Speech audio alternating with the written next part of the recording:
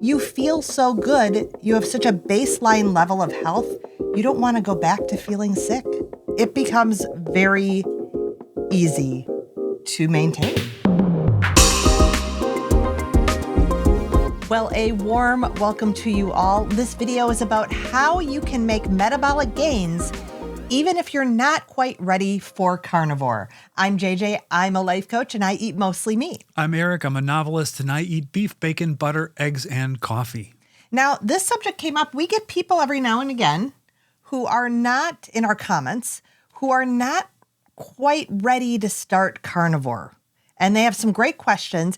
And I just wanted to give them information, give people information if you're not ready to take that leap, because it can feel restrictive. It can feel daunting, and you don't have to dive in all the way. In fact, I've heard it recommended by many experts not to just pull the trigger and go full carnivore from the start, because the adaptation phase can be a little uncomfortable. You experienced some discomfort with your adaptation phase. I did indeed. Yeah. But I'm kind of a pull the Band-Aid off all at once kind of person, but not everybody is. Mm-hmm.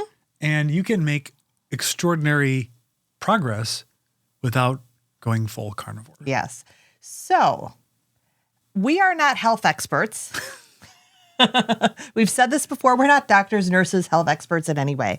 So what we're doing today is looking at people who are experts. So one of the first resources, if you are not ready to move into the full carnivore lifestyle, is to check out Ben Bikman. His first book was Why We Get Sick.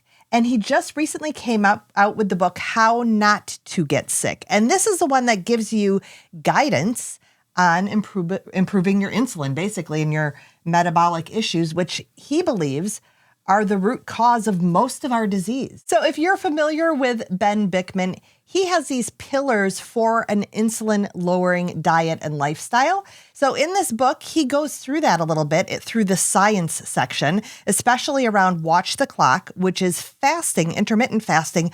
But he says a minimum of 12 hours. You don't have to get crazy. So watch the clock, prioritize protein, don't fear fat, control carbohydrates, the power of movement, and stress and sleep. So that sort of lays the foundation for what he recommends. And then he gives 3 plans in this book based on your level of insulin resistance. And he tells you how to figure out whether you need to reverse your insulin resistance, prevent it altogether, or stay in maintenance mode. He has carb conscious recipes. So like I said, he is not going full carnivore. He's about lowering carbs though. So you can see the strawberry cheesecake smoothie. That's definitely not on our diet. No. That's a breakfast option. Creamy tomato chicken stew is in the soup and salad section. Seafood, creamy garlic shrimp. That could be carnivore. That could be. But a wide variety of things to choose from, including soft dinner rolls. I wonder what that recipe is. I haven't looked at that skeptical. One. But then in the appendix, he has a great list of insulin-friendly choices. And you can eat these till you're satiated, these types of foods. Now, this is only part of the list. I'm not giving it all. You have to go out and buy the book. But you can see he's focused on lower carb fruits and veggies and protein. All meats are on the table. The other reference I have for you is Change Your Diet, Change Your Mind from Dr. Georgia Ede. And we've mentioned this book almost every video. So much. I'm going to read her subtitle here. A powerful plan to improve mood, overcome anxiety, and protect memory for a lifetime of optimal mental health. So she comes to a lot of the same conclusions that Ben Bikman does around metabolic health and insulin resistance, yet she's coming at it from the brain health perspective. So if you suffer from any brain health issues, this might be the book to check out. So in parts 1, Rethinking Brain Food, and parts 2, our descent into dietary madness, she's really just giving her background information. It is phenomenal though. The way she is able to explain things, phenomenal. That's why we refer to her all the time. Now, when you get to part 3, this was fascinating for me. It's called The Whole Truth About Whole Foods. So basically, she's going through the different food groups and talking about what they do to your brain. Like she'll talk about which ones are less bad, as Dr. Barry would say. So if you are still eating plant matter, this is an excellent resource to determine, maybe you want to stick to the safer plants, which she deems the safer plants. Of course, it's always an N of 1 experiment to see what affects you personally. Beans aren't on her list. No, she has a chapter 12, grains, beans, nuts, and seeds. And she basically says, stay away from those, which for the keto community is like, what? Well, the grains would make sense. Yes, true.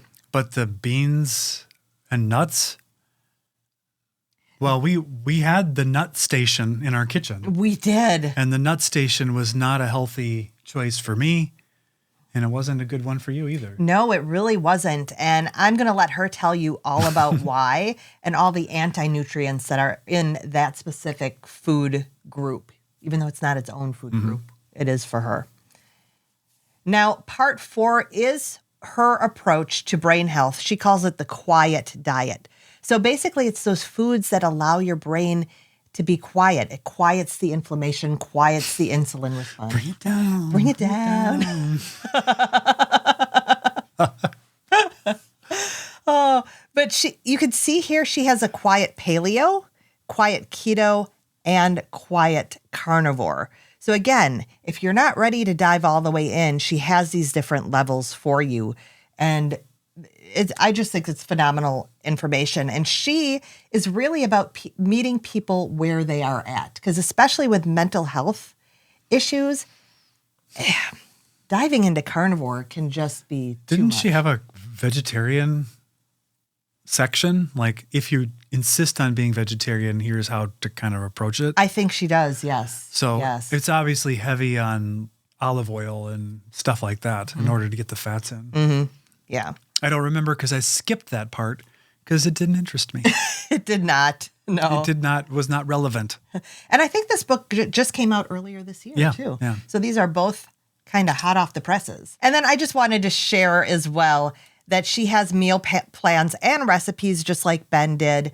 And you can see here that there's a variety. She's got in the quiet paleo meal plan, I've just got a couple examples there, but there's a sweet potato you're cooking a sweet potato for lunch and having some lemony chicken with green olives and mixed leafy salad. So yeah, the keto plan, she's got some spaghetti bolognese. I'm guessing that's with spaghetti squash or something. I didn't look either because I'm not eating it. No, yeah. Not eating it. And then carnivore, she's got carnivore recipes as well. So what are beefy lamb burgers? They're probably burgers made out of lamb and beef, maybe. Maybe that's a combo. Maybe it's a combo. That's an interesting thought. Those are the 2 resources I have for you. Again, if you're not ready to dive all the way into carnivore, or like you were saying, maybe you want to sort of wade in and start with these approaches and then move more and more toward the carnivore lifestyle. Because even though I wanted to provide these resources, there is a problem with them. And it is what? They still contain plants, most of them. And plants are toxic. And for many people, plants create a problem. So you might see some health gains and you might not. Or having that sweet potato might still trigger your carb cravings. When I look at these and I see the salads and artichoke, the tomato sauce, all I can think of, if I had left those in my diet, my IBS would still be with me. Yeah. And probably my acid reflux. But I might be able to, following this, be in ketosis, which would give me some maybe fat loss benefits. And by removing all of the processed foods, immediately inflammation would start to go down. Yes.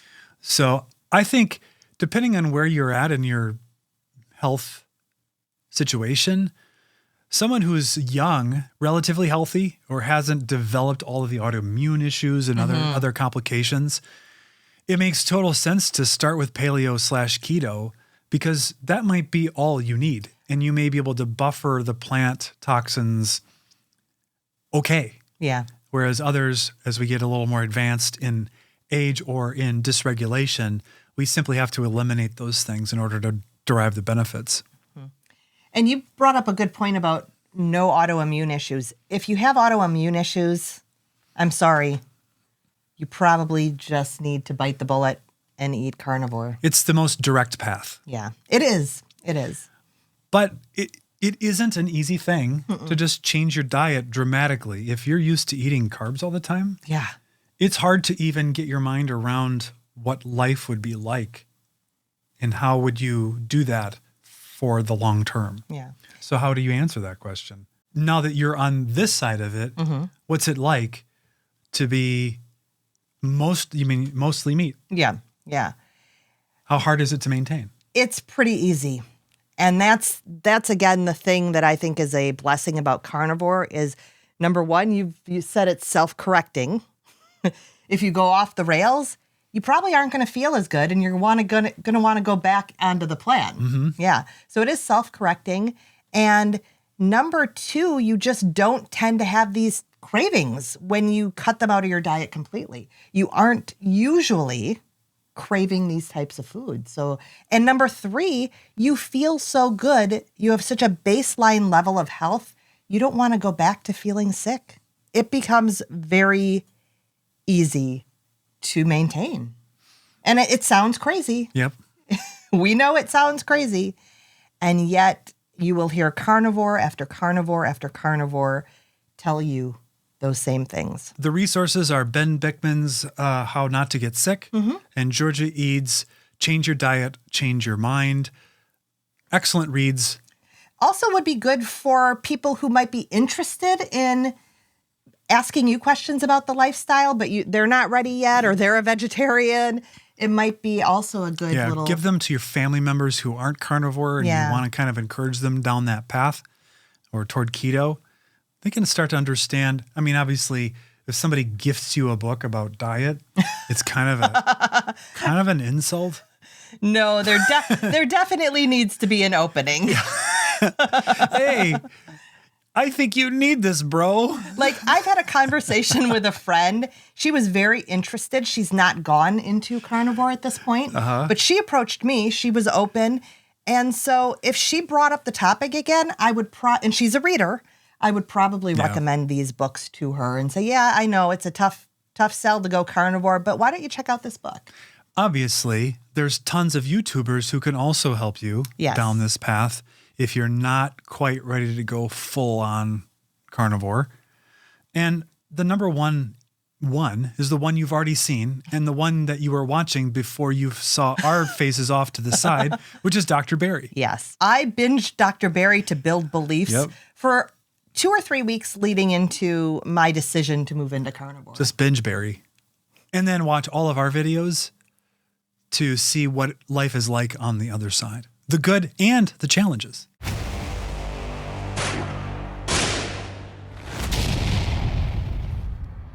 I choose the meat pill.